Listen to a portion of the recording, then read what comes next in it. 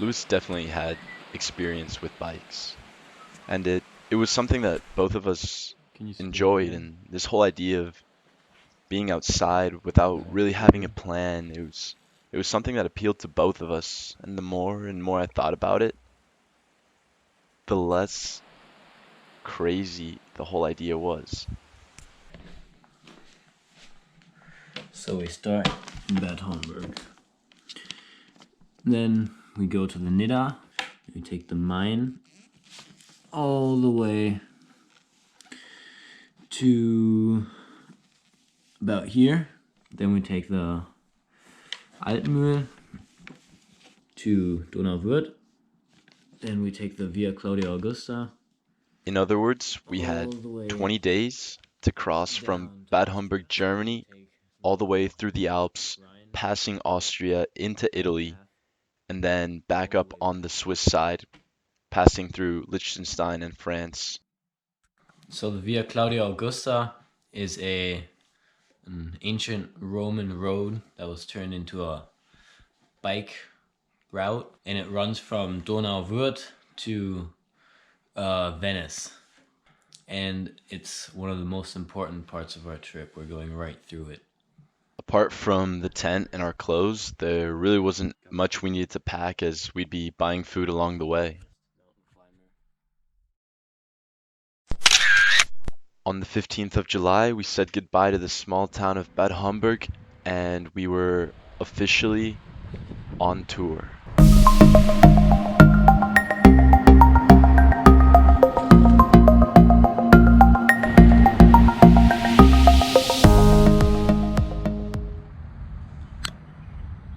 Camp for day one.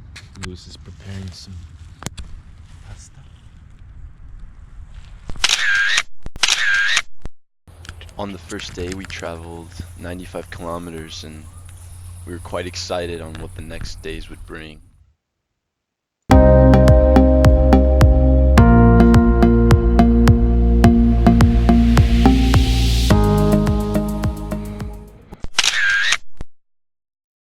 Days 2 and 3 involved some late night scents and cooking in the dark, but also early mornings. Day 3, and we're about to eat some breakfast. There were these green bike signs posted all over that would help us navigate through the cities and stay on the right path.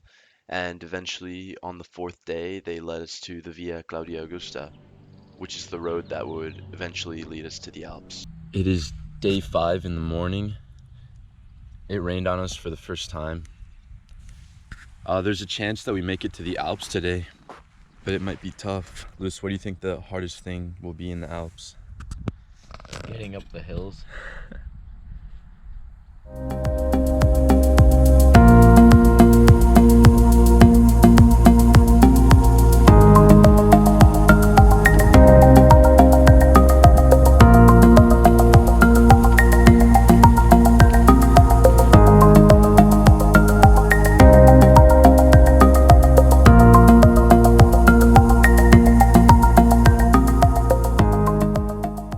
On day 6, the Alps came into view. I'm in the Alps right now. We just found a pretty huge ass bridge. I'm about to go depth check, see if it's sendable.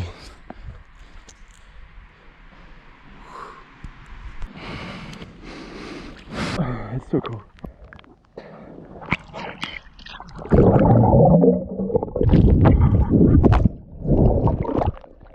Definitely deep enough. Yes. The bridge is like 60, 70 feet, I think, maybe like 20 meters. This is more than double of what I've ever jumped, but I'm feeling good. See how it goes.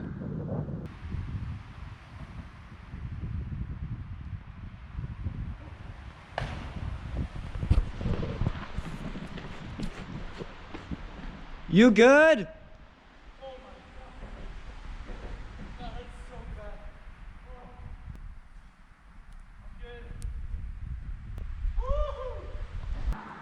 I was falling for so long. Dude, that impact was a bitch though. That hurt so bad when I hit the water. My whole body just like compressed. Damn, I feel so good. Would you do it again? Oh, maybe in a... Oh, I'll definitely do it again, yeah. Not right now, though. But it was time to keep going.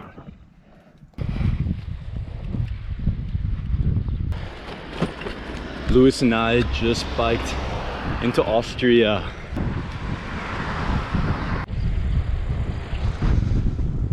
Storm's looking a little gnarly.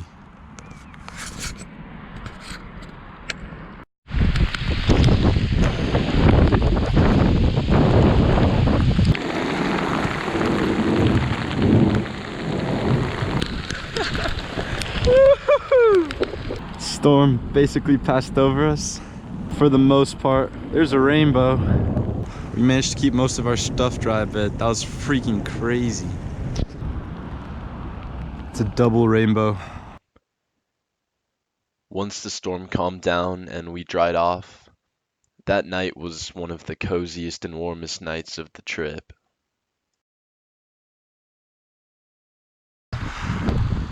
It is day 7 and the weather's looking quite wet. Can't even see the mountains anymore. How do you feel so far? I feel great.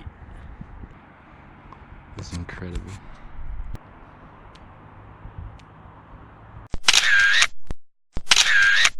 On that day, we made it to the top of the Fernpass, which was one of the 2 passes we were going to have to get over in order to cross the Alps and make it to Italy.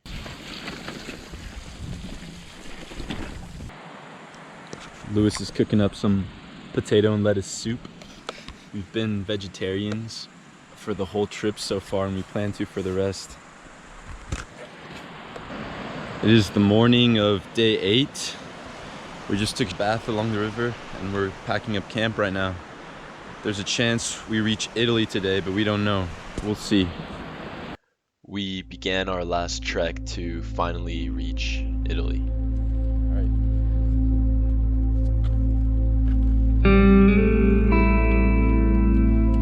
The beauty in the Alps was absolutely incredible.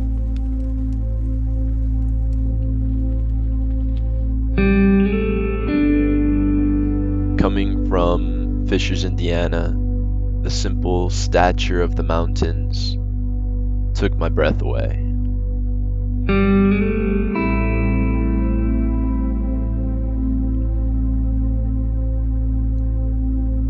We reached the Maloja Pass, the second of the 2 passes we needed to cross in order to get over the Alps, and from there it was straight downhill to reach our final destination. Italy.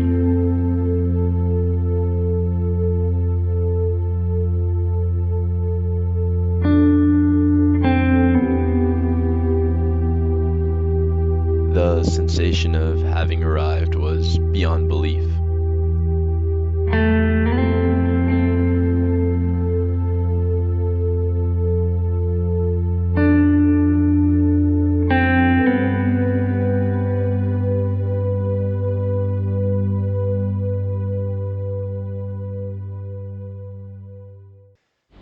Italy was beautiful, but due to our time crunch, the next morning we had to jump right back into biking and head into the Alps. And we had to climb a little over 2,000 meters in altitude that day. The heat is absolutely brutal. We still have like 30 more K before we reach the top of the pass and cross back into Switzerland. How you holding up, Louis? Pretty good. It's not too exhausting.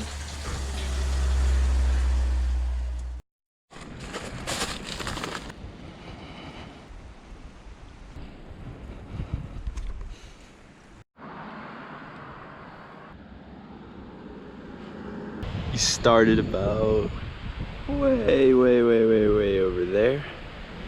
We've just had to go up a bunch of these windy roads. I'd say we're about a quarter of the way before we reach the pass.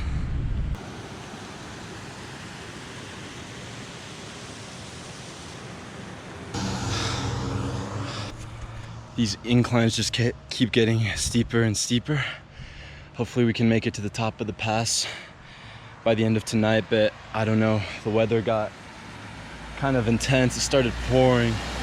It's kind of calmed down now, but we're all soaked. We'll see what happens. So we practically made it to our destination, right in between these two mountains is the last major pass we'll take on the trip. And right on the other side is the border with Switzerland, so we'll be going back to Switzerland. And then tomorrow we begin our journey to the Lake of Constance and start heading back home. I haven't really noticed it too much, but sometimes it's hard to stay vegetarian.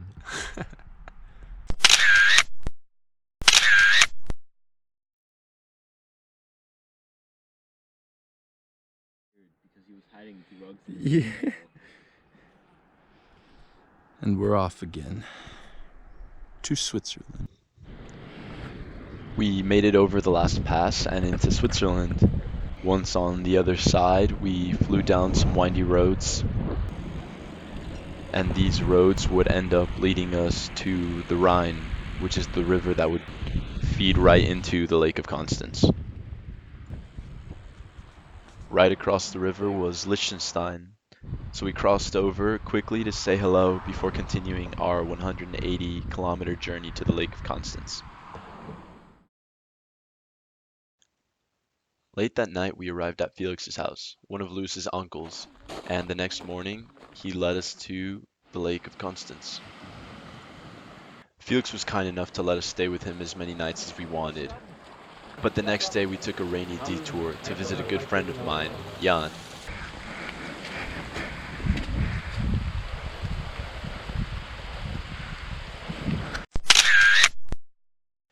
We stayed with Jan and his family that night. But the next morning, we said goodbye to the beautiful home in the countryside and the hops plants that grew next to it, and we headed back to Felix's house for one final night before continuing our journey back home.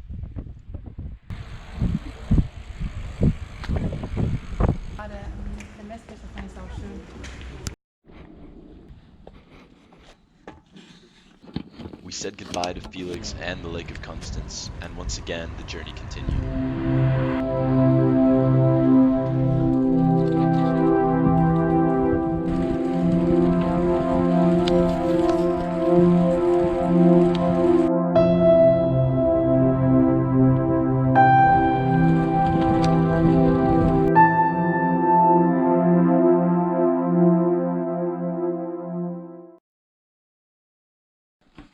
So right now we're in TTZ Neustadt in the Black Forest in southern Germany. Got about 370k left.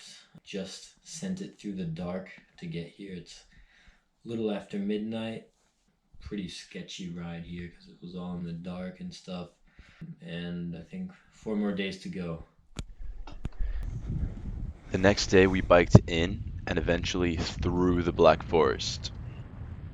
So we're at the top of this ridge right now, and right over the hills is France, right over there.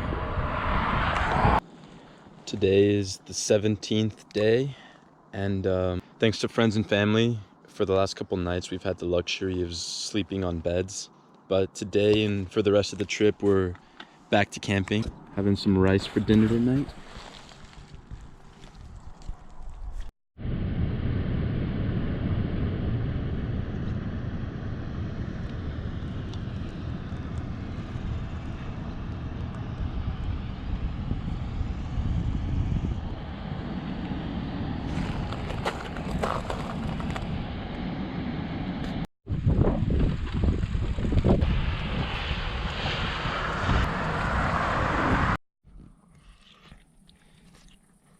Creamy noodles with mushroom for dinner tonight.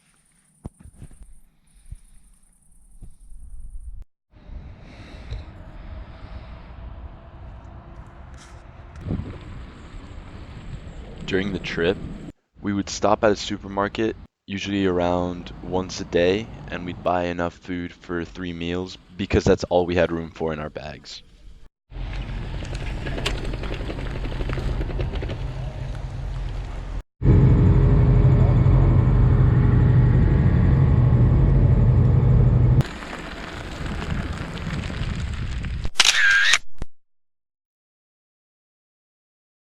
We're cooking up some chili.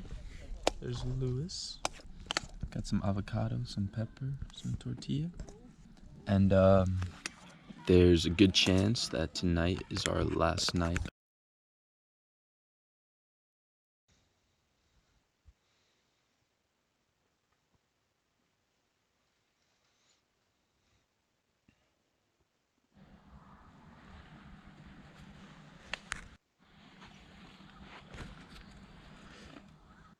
Lewis and I couldn't help but be excited about almost being back home. We had our last lunch on the road, biked through our last towns, and saw our last organized fields. The last couple of kilometers were a great time to reflect on everything that we had accomplished on the trip. The lessons that we learned on the trip can't be learned in any textbook or in any school. The trip was absolutely life-changing. And as the sun went down on the 20th day, we made it back home.